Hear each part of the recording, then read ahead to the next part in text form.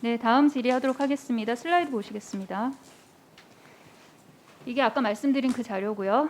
이사장님 그 일산대교 공익처분권 관련해서 여러 의원님들 질의가 있었습니다. 저는 이 일산대교뿐만 아니라 대체 투자 자체의 그런 전체적인 방향에 대해서 짚어보고자 합니다. 현재 공단이 50% 이상 투자한 국내 민자도로 총 몇 개죠? 저희가 네 개 프로젝트 하고 있습니다. 그렇죠. 지난해 기준 연금공단이 4개 민자도로 운영사에 투자한 금액은 얼마죠? 제가 합산은 안 해봤는데요. 한 거의 1조 원 정도 되지 않을까 싶습니다. 3조 7천억입니다. 아, 이 중 선순위 대출로 약 9,100억 원, 그리고 후순위 대출로 1조 9,300억 원 벌었습니다. 후순위 대출로 돈 더 많이 번 이유는 미시령 터널이 최대 65%, 일산대교 최대 20% 고금리 이율로 수익을 올렸기 때문이죠. 결국은 약 2조 8,400억 원의 수익으로 전체 투자금 77% 이미 회수하셨어요. 그렇죠?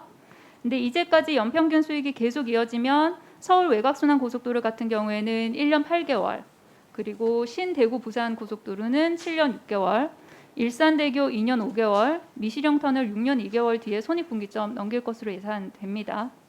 다음 슬라이드 보시겠습니다. 국민 노후 안정적으로 보장하기 위해서 연금공단이 수익률 추구하는 것은 당연하고 바람직한 일입니다. 여기까지만 제 설명을 들으면 칭찬받아 마땅한 일이죠.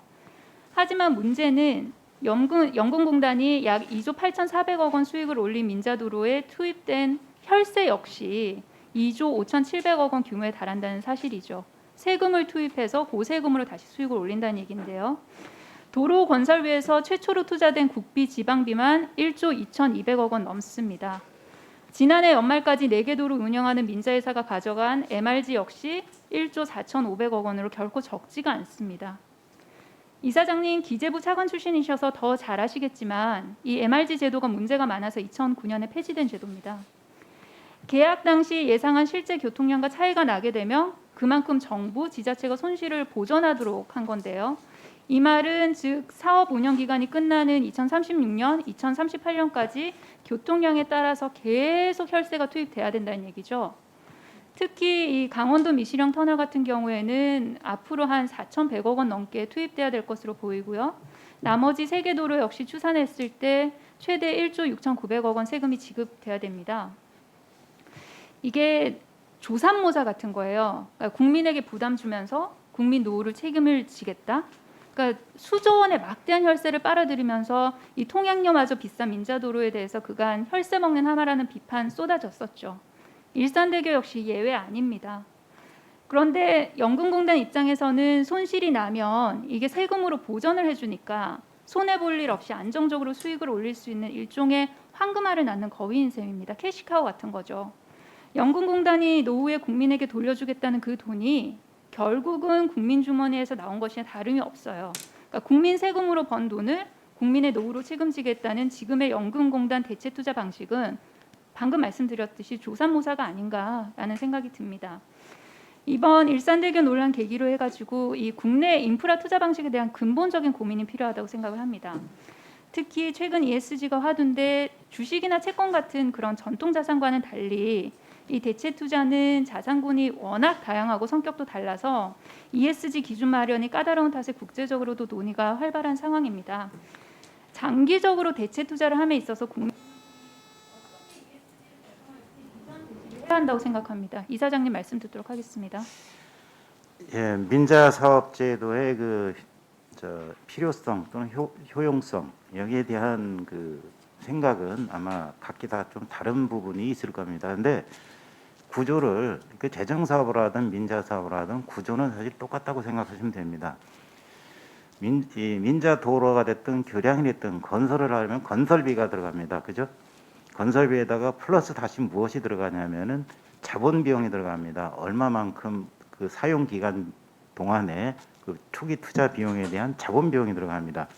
그것을 세금으로 충당을 할 거냐 아니면은 민자로 충당할 거냐. 민자로 충당할 때는 통행료 수입과 예기치 못한 손실을 보전해주는 MRG로 그걸 충당을 해주는 겁니다. 그래서 초기 투자 그 설명은 비용 아까 다 드리지 않았습니까? 이겁니다. 그래서 그것을 세금을 근데 대신 이게 공정해야 되는 겁니다. MRG 같은 경우에 그동안 가장 크게 문제가 됐던 사례가 있습니다. 그래서 지금 제도 개선까지 돼 있는데요. 이런 부분들에 대해서 같이 공공과 국가 또는 공공과 이 민자 사업자 간의 적절한 위험 분담과 그다음에 수익도 분담하는 적절한 그런 체제를 갖춰야 된다. 그래서 상당히 많이 세련돼 지금 많이 제도가 개선이 됐고요. 여기서 민자 사업자가 과도한 이익을 취할 경우에는 문제가 됩니다. 근데 이러한 민자 사업 협약을 할 때 민자 사업자가 지금은 국민연금이 특히 들어가 있는 프로젝트들이 그렇습니다.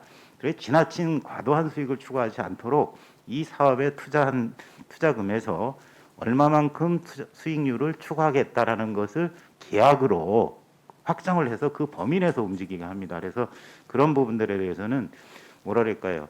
국민연금의 사회적 책임 또는 그 투자의 윤리성, 도덕성 이런 면에서는 저는 문제가 될 것이 없다고 생각을 합니다.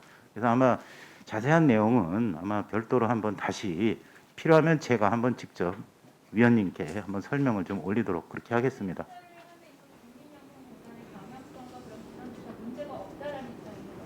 저희로서는 국내 같은 경우에 그 민자 사업에서 지나치게 과도한 지금 말씀하셨던 게 사업 기간이 굉장히 길어 가지고요.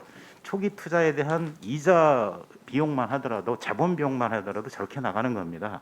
그래서 그런 부분이 과도한 수익을 올린 것처럼 그래서 혈세가 들어간 것처럼 이렇게 오해를 살 수도 있다는 점은 저도 이해를 하겠습니다.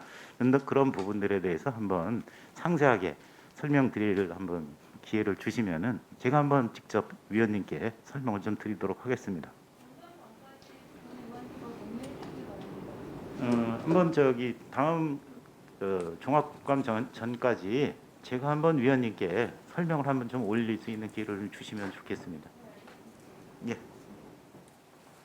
예, 강선님 수고하셨습니다. 이어서 강기훈 의원님께서 질의하시겠습니다.